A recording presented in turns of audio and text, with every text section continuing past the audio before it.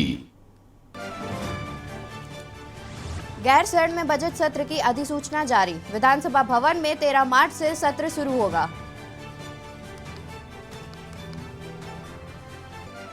पंद्रह मार्च को पेश होगा सीएम धामी सरकार का बजट। बजट में रोजगार पर होगा फोकस।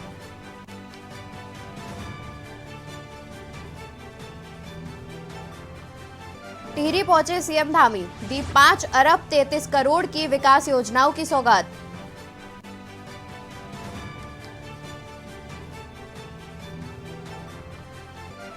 कम आबादी वाले गांव भी मुख्य सड़कों से जुड़ेंगे। मुख्यमंत्री ग्राम सड़क योजना का प्रस्ताव तैयार।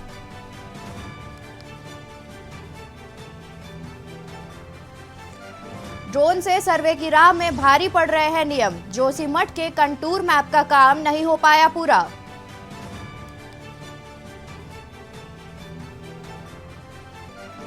पच्चीस अप्रैल को खुलेंगे केदारनाथ धाम के कपाट। श्रद्धालुओं के दर्शनार्थ खोले जाएंगे कपाट। मार्ग से डीडीएम द्वारा बर्फ हटाने का कार्य जारी।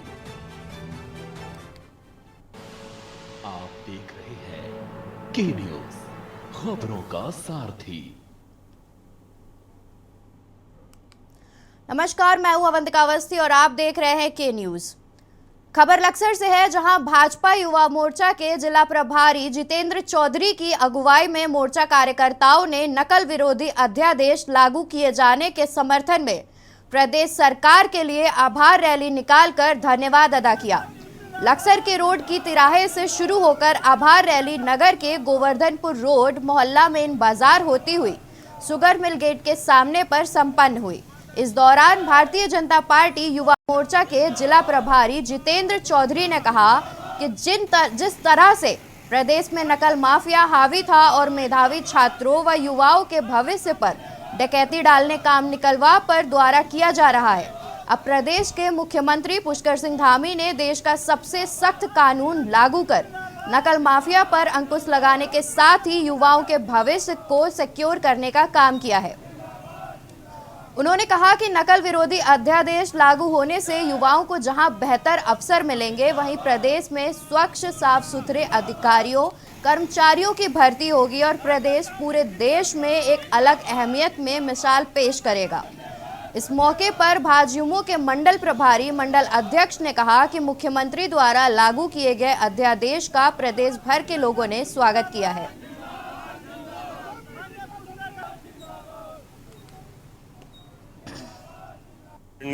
और मैं कहूँगा यशस्वी मुख्यमंत्री श्री पुष्कर सिंह धामी जी ने जो चोर पैसे लेकर युवाओं को भटकाते थे, उनसे मोटा धन इकट्ठा करके उनकी भविष्य के साथ खेलते थे, उन पर लगाम कसने के लिए जो नकल विरोधी एक अध्यादेश 9 फरवरी 2023 में पास किया है, जिसने एक कानून का रूप लेकर उनको जेल में डालने का काम करेंगे, उसके समर्थन में, उसके सम्मान में और उनको बधाई देने के लिए माननीय पुष्कर सिंह धामी जी को हमारे युवा मोर्चा लक्सर की तरफ से एक कार्यक्रम आज पदयात्रा के रूप में रखा गया है। माननीय हमारे मुख्यमंत्री पुष्कर धामी जी का मैं धन्यवाद करता हूं, क्योंकि जो नकल विरोधी कानून उन्होंने बनाया, इस नकल विरोधी कानून से, क्योंकि बच्चों के मन में जो भी हमारे स्टूडेंट हैं वो समझते हैं कि नकल करने से वो उनकी एक इच्छा बन जाती है कि पढ़ना कम है, नकल करके पास होना है।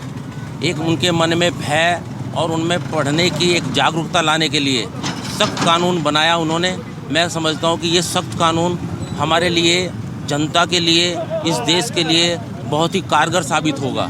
मुख्यमंत्री पुष्कर सिंह धामी जी ने जैसे ये कुछ नकल माफिया इकट्ठे हो रहे थे, उनको सबको गिरफ्तार करने के बाद उन्होंने सोचा कि इसका कैसे लगाम लगे और हमारे युवाओं को कैसे इसका हक मिले। उन्होंने नकल विरोधी अध्यादेश लागू करके हमारे युवाओं के लिए एक बड़ा मैसेज दिया है कि इससे कोई नकल में कोई घपला नहीं होगा और सब पारदर्शी तरीके से इसका जो है भर्ती होंगी। उसमें हमने उनका अध्यादेश लाने के लिए हम माननीय पुष्कर सिंह धामी जी का आभार व्यक्त कर रहे हैं, जो हमारे युवा मोर्चा नेतृत्व को सौंपा गया था। रुकेंगे एक ब्रेक के लिए। आप देख रहे हैं के न्यूज, खबरों का सारथी, खबरों का सारथी।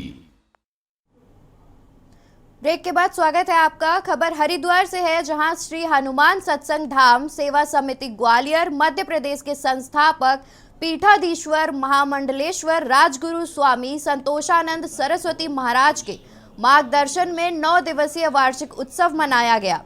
समापन कार्यक्रम में संत सम्मेलन का आयोजन किया गया, जिसमें भारी संख्या में साधु संतों ने हिस्सा लिया। संत सम्मेलन में साधु संतों ने भारत को हिंदू राष्ट्र बनाने का संकल्प लिया। महामंडलेश्वर राजगुरु स्वामी संतोषानंद सरस्वती महाराज का कहना है कि श्री हनुमान सत्संग धाम सेवा समिति ग्वालियर मध्य प्रदेश के द्वारा 9 दिवसीय वार्षिक उत्सव मनाया गया। समापन के अवसर पर संत सम्मेलन का आयोजन किया गया।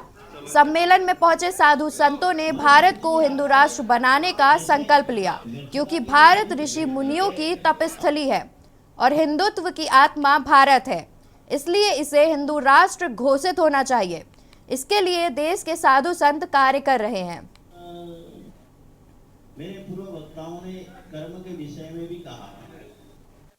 आज श्री हनुमान सत्संग धाम सेवा समिति ग्वालियर के तत्वाधान में एकादश रुद्रपीठ पर 9 दिवसीय वार्षिक महोत्सव हुआ, जिसमें आज समापन के दिवस पर संत सम्मेलन का कार्यक्रम रखा गया है, जिसमें हमने कि भारत ऋषियों मुनियों की तपोभूमि रही है और ये हिंदुत्व की आत्मा भारतवर्ष है, इसलिए ये हिंदू राष्ट्र घोषित होना चाहिए। ये भारतवर्ष हिंदू सनातन धर्म का आधारभूत स्थल है, लेकिन बीच में अनेक प्रकार की संस्कृतियां और सभ्यता आई हैं, जिनका कारण एक विकार मात्र उत्पन्न हुआ है। इसको निर्मलता प्रदान करने की हमारे साधु संत उपाय कर रहे हैं। ये हिंदू राष्ट्र तो है, सच तो मानिए हिंदू राष्ट्र ही है। जिस राष्ट्र के सारे मंत्र संस्कृत से शुरू होते हों, सारे जितने भी हमारे प्रतीक हैं, जितने भी मोटो हैं, चाहे सेना के हों, चाहे वो हमारे राजकोष के हों, सर्वे भवन्तु सुखिनः वसुधैव कुटुम्बकम, ये हिंदू राष्ट्र के तो मंत्र हैं। उत्तराखंड हाई कोर्ट में पूर्व राज्यसभा सांसद महेंद्र सिंह मेहरा की सांसद निधि मामले में सुनवाई हुई। बता दें कि विकास कार्यों के अनुसार भुगतान करने को लेकर जनहित याचिका दायर की गई। मामले की सुनवाई के बाद कोर्ट की खंडपीठ ने राज्य सरकार, सेक्रेटरी रूरल डेवलपमेंट, जिला अधिकारी और सीडीओ से 4 सप्ताह में जवाब पेश करने को कहा है। मामले की अगली सुनवाई 18 जुलाई तय की गई है। उस क्षेत्र में सांसद निधि न मिलने के बावजूद भी कुछ दूसरी संस्थाओं द्वारा अपने मदों से वो काम करा लिया गया था। हमारा कहना ये था, भाई जिस जगह पर काम हो चुका है उस जगह पर हमारी सांसद निधि को दोबारा खर्च ना किया जाए। जो हमने संशोधित सूची दे रखी है, उस संशोधित सूची के अनुसार जो है कि उस सांसद निधि का वितरण किया जाए। लेकिन जो प्रतिवादी लोग हैं, जैसे डीएम नोडल अधिकारी पिथौरागढ़, डिस्ट्रिक्ट जिलाधिकारी Pithoragarh, chief development officer Pithoragarh, district DM Champawat, इन सभी को हमने कहा था कि भाई आप जो है कि जब तक हमारी संशोधित सूची का कोई समाधान नहीं होता या उस पर कोई संज्ञान नहीं लिया जाता, तब तक आप इस वितरण को रोक दें। वो नहीं माने तो हमने इस लिहाज से हमने कहा ये पब्लिक के हित का मामला, इसलिए हमने वो पीआईएल की थी, जिसमें आज कोर्ट द्वारा उस पीआईएल को जो स्वीकार कर लिया गया है। उधम सिंह नगर जनपद की सीमा विधानसभा खटिमा में अनुसूचित जाति का महासम्मेलन आयोजित किया गया। SC/SC जाति के इस महासम्मेलन में अल्मोड़ा पिथौरागढ़ से सांसद अजय टमटा के साथ ही प्रदेश के मुख्यमंत्री पुष्कर सिंह धामी ने मुख्य अतिथि के रूप में प्रतिभाग किया। SC/ST जाति के इस महासम्मेलन का उद्देश्य वर्तमान समय में आ रही समस्याओं और आवश्यकताओं के लिए विचार विमर्श किया जाना था। सरकार से उनके समाधान की मांग करना भी उनका उद्देश्य था।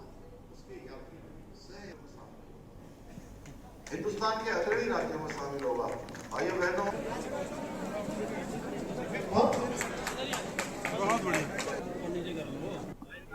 नकल विरोधी कानून आने के बाद सभी युवाओं का जो संदेह था वो समाप्त हो गया है और वो बड़े उत्साह के साथ अपनी आगे आने वाली सभी परीक्षाओं की तैयारियों में लग गए हैं। BCS मेन का जो एग्जाम 23 तारीख से शुरू हुआ है, बड़े उत्साह के लोगों ने अभी उसमें भाग लिया है और उससे पहले जो पटवारी लेखपाल की भर्ती परीक्षा आयोजित की गई थी उसमें भी 1,03,000 प्रतिभागियों ने भाग लिया है आने वाले समय में मैं सभी से कहना चाहता हूँ कि नकल विरोधी कानून अब लागू हो गया है। सभी परीक्षाएं अपने टाइम से होंगी, कैलेंडर से होंगी। सभी हमारे भाई बहन जो प्रतियोगी परीक्षाओं की तैयारी कर रहे हैं वो जोर शोर से अपनी तैयारियां करें। अब जो योग्यता, क्षमता और प्रतिभा के आधार पर सबका चयन होगा और पारदर्शी चयन होगा। पौड़ी के चौबट्टा खाल विधानसभा के सतपुली तहसील क्षेत्र के एक गांव में 12वीं कक्षा में पढ़ने वाली छात्रा के साथ गांव के ही एक व्यक्ति ने जबरन दुष्कर्म किया। पीड़िता की तहरीर पर राजस्व पुलिस ने पॉस्को एक्ट में मामला दर्ज कर मामले को रेगुलर पुलिस को ट्रांसफर कर दिया है। उप जिला अधिकारी संदीप कुमार ने बताया कि सतपुली तहसील के एक गांव की 12वीं की छात्रा तहरीर के अनुसार पास के गांव के ही एक 43 वर्षीय व्यक्ति ने घर के निकट खेतों में उसके साथ दुष्कर्म किया। जिला अधिकारी ने मामले की गंभीरता को देखते हुए मामले को रेगुलर पुलिस को ट्रांसफर कर दिया है। इसके साथ ही पुलिस को निर्देशित किया गया कि जल्द से जल्द आरोपी व्यक्ति की गिरफ्तारी करे।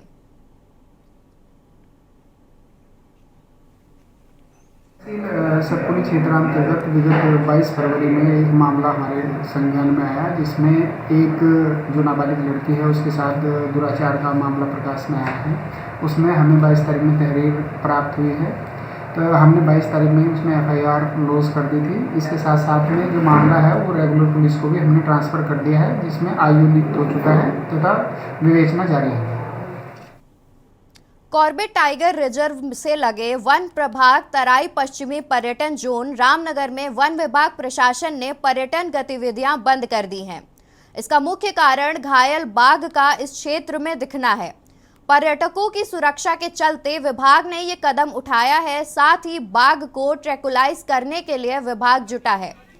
आपको बता दें कि रामनगर वन प्रभाग तराई पश्चिमी के अंतर्गत पड़ने वाले फाटो पर्यटन जोन में पिछले 14 फरवरी से पर्यटन गतिविधियां वन विभाग द्वारा बंद कर दी गई हैं। इसका मुख्य कारण एक घायल बाघ का दिखना है। वीडियो बनाने के दौरान पर्यटक यह भी कहते हुए नजर आ रहे हैं कि यह बाघ घायल है। चोट लगी यार। फाटो में हमारा 14 तारीख की शाम को ये सूचना प्राप्त हुई कि एक टाइगर वहां पर जो है टाइगर का मूवमेंट है और वो लंगड़ा के चल रहा है। उसके पैर में चोट देखी गई और वो उसका मूवमेंट बड़ा हल्का हल्का था, तो इसलिए उसको टीम वहां भेजी गई। तो टीम ने कहा कि वास्तव में वो टाइगर घायल है। तो घायल टाइगर के वहां पर मूवमेंट को देखते हुए कि कहीं किसी पर्यटक के पे कोई अटैक करने की या कोई इस तरह की किसी गाड़ी की तरफ दौड़ने की उसकी टेंडेंसी को देखते हुए उसको हमने ये निर्णय लिया कि जब तक ये इसका रेस्क्यू नहीं कर लिया जाता तब तक हम इस क्षेत्र को बंद करें, क्योंकि वो बिल्कुल नजदीक है, गेट से लगा हुआ क्षेत्र है जहाँ पर वो टाइगर देखा गया था उस समय। तो ये देखते हुए कि कहीं ऐसा ना हो कि कोई इस तरह की कोई अप्रिय घटना हो जाए, इसको देखते हुए गेट को बंद किया गया। मतलब ये तो केवल इसलिए हम लोग ने बंद किया कि सुरक्षा को देखते हुए अब हमारी सारी एनर्जी अब हम उसको टाइगर को ट्रेस करके उसका रेस्क्यू करने के लिए हमारी तैयारी है। Chief wild life warden sir के स्तर से हमको परमिशन प्राप्त हो चुकी है और सारी गाइडलाइन और उसके जो गाइडलाइंस है उसको फॉलो करते हुए SOP फॉलो करते हुए अब हम लोग उसका रेस्क्यू करने की तैयारी कर रहे हैं। जैसे ही वो रेस्क्यू करके उसको वहां से रेस्क्यू सेंटर भेज दिया जाएगा, उसके बाद तत्काल टूरिज्म गतिविधियां शुरू कर दी जाएंगी। धामी सरकार के निर्णय के बाद विधानसभा सचिवालय ने ग्रीष्मकालीन राजधानी गैरसैंण में बजट सत्र की अधिसूचना जारी कर दी है। गैरसैंण के भरारी सैंण स्थित विधानसभा भवन में 13 मार्च से सत्र शुरू होगा, जबकि 15 मार्च को सरकार बजट पेश करेगी। धामी सरकार के बजट में रोजगार पर फोकस होगा। इसके साथ ही सरकार अवस्थापना दिवस, पर्यटन, औद्योगिक विकास, खेती व उद्यमी पर ज्यादा जोर देगी।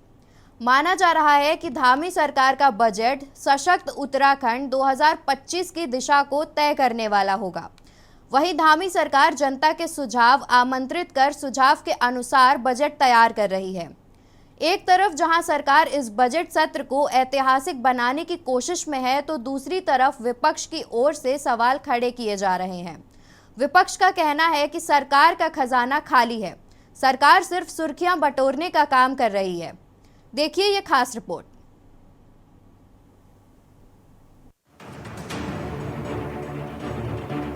धामी सरकार गैरसैंण में 15 मार्च को राज्य का बजट पेश करेगी। सरकार के निर्णय के बाद विधानसभा सचिवालय ने ग्रीष्मकालीन राजधानी गैरसैंण में बजट सत्र की अधिसूचना जारी कर दी है। गैरसैंण के भराड़ीसैंण स्थित विधानसभा भवन में 13 मार्च से सत्र शुरू होगा, जबकि 15 मार्च को सरकार बजट पेश करेगी। धामी सरकार के बजट में रोजगार पर फोकस होगा। इसके साथ ही सरकार अवस्थापना, विकास, पर्यटन, औद्योगिक विकास, खेती व उद्यानिकी पर ज्यादा जोर देगी। माना जा रहा है कि धामी सरकार का बजट सशक्त उत्तराखंड 2025 की दिशा को तय करने वाला होगा। वह धामी सरकार जनता के सुझाव आमंत्रित कर सुझाव के अनुसार बजट तैयार कर रही है। निश्चित रूप से बजट पर केंद्रीय बजट का प्रभाव भी होगा। जिस प्रकार से केंद्र में गांव, गरीब, किसान, महिलाएं, नौजवान, युवक, व्यापारी, सैलरीड पर्सन, यानी हर वर्ग का ख्याल रखा गया है और हर वर्ग को उसमें संतुष्टि मिली है। उसी प्रकार से जनता की राय ली गई है, तो जनता की राय के अनुरूप संसाधनों के अनुसार हमारे उत्तराखंड का बजट भी, जो हमारा लक्ष्य है 2025 में उत्तराखंड को देश का अग्रणी राज्य बनाना, उसको परिलक्षित करने वाला बजट होगा। एक तरफ जहां धामी सरकार इस बजट सत्र को ऐतिहासिक बनाने की कोशिश कर रही है, तो वहीं दूसरी तरफ विपक्ष की ओर से सवाल खड़े किए जा रहे हैं। विपक्ष का कहना है कि सरकार का खजाना खाली है, सरकार सिर्फ सुर्खियां बटोरने का काम कर रही है। वहीं विपक्ष ने बीजेपी पर गैरसैंण की उपेक्षा का आरोप लगाया है। 13 तारीख से आहूत बजट सत्र में धामी सरकार से प्रदेश की जनता की बहुत सारी अपेक्षाएं, और सरकार दावे कर रही कि इस बार का बजट ऐतिहासिक होगा और हमने जनता से तमाम रायशुमारी की है। लेकिन प्रदेश में पिछली बार भी सरकार ने यही दावा किया था कि जनता से रायशुमारी की, लेकिन फिर भी उस रायशुमारी का जमीन पर कहीं असर नहीं दिखा। जो उत्तराखंड में बेरोजगारों की मांगे हैं कि उनको रोजगार मिले, उसके लिए बजट में प्रावधान होनी चाहिए, और उत्तराखंड में जो ग्रीन सेंस की मांग होती है उसके लिए सरकार क्या करती है ये भी देखना होगा। और पहाड़ में जो कृषि और बागवानी को बढ़ावा देने के लिए, कुटीर उद्योगों को बढ़ावा देने के लिए, उद्योगों को पहाड़ चढ़ाने के लिए सरकार की क्या योजनाएं होंगी, बजट में क्या प्रावधान किए जाएंगे, इस पर भी निश्चित तौर पर हमारी और प्रदेश की जनता की नजर रहेगी। देखिए, आम आदमी पार्टी का स्पष्ट रूप से कहना है कि जो अगला बजट आना चाहिए वो जनता से वार्ता के बाद ही आना चाहिए। जिस प्रकार से भारतीय जनता पार्टी की सरकार अपना जो थोपने का काम, अपने निर्णय थोपने का काम कर रही है, वो एक दुख की बात है।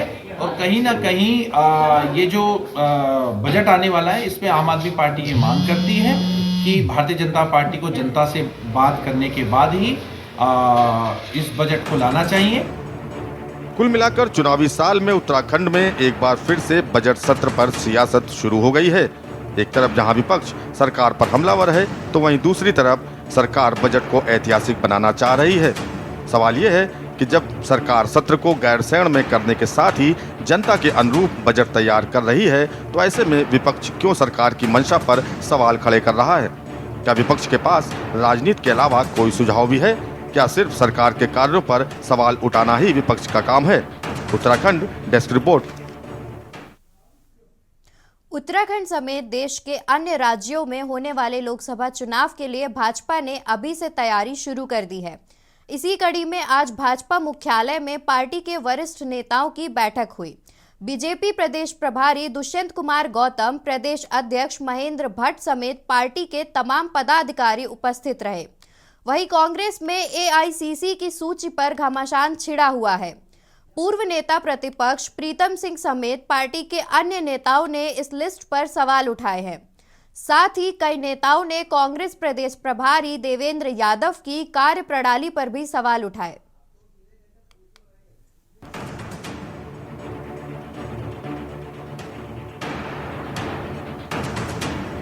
– 2024 के चुनावी दंगल को जीतने के लिए उत्तराखंड बीजेपी ने अभी से कमर कस ली है। भाजपा मुख्यालय में पार्टी के वरिष्ठ नेताओं की बैठक हुई। बीजेपी प्रदेश प्रभारी दुष्यंत कुमार गौतम, प्रदेश अध्यक्ष महेंद्र भट्ट समेत पार्टी के तमाम पदाधिकारी उपस्थित रहे।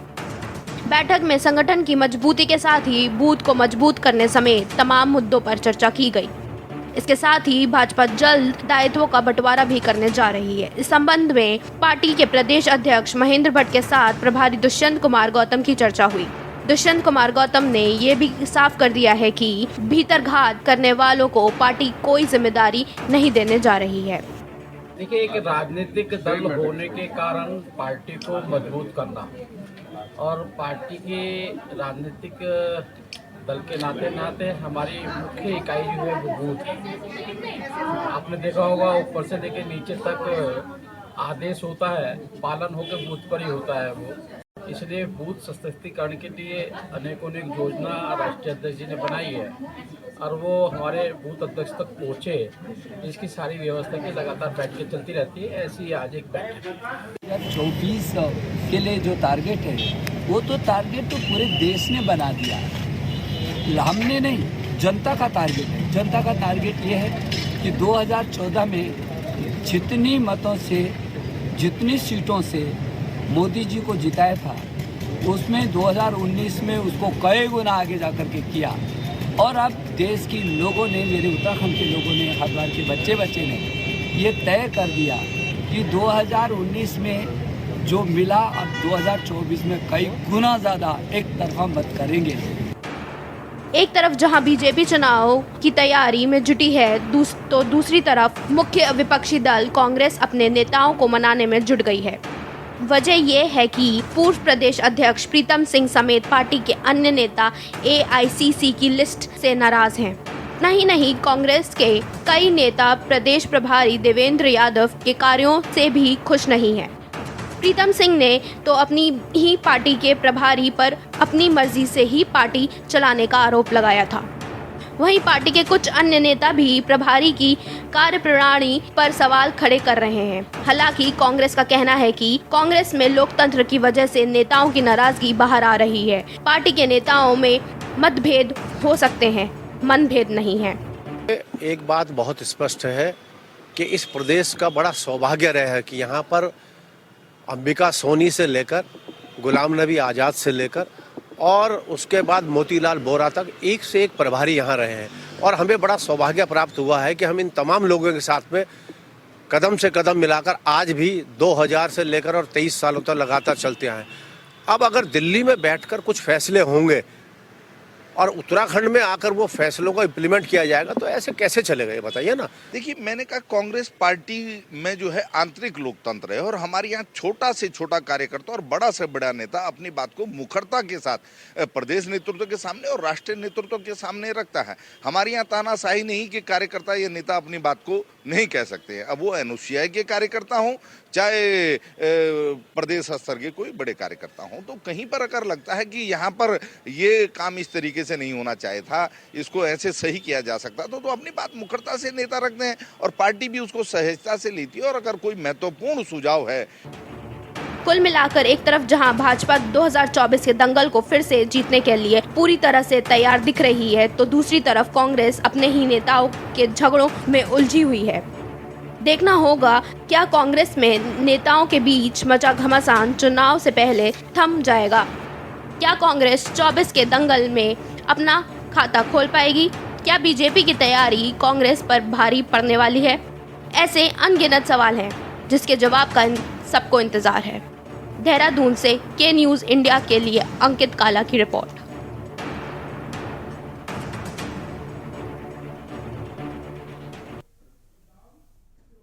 उत्तराखंड की खबरों में मेरे साथ इतना ही। आप देखते रहे के न्यूज़।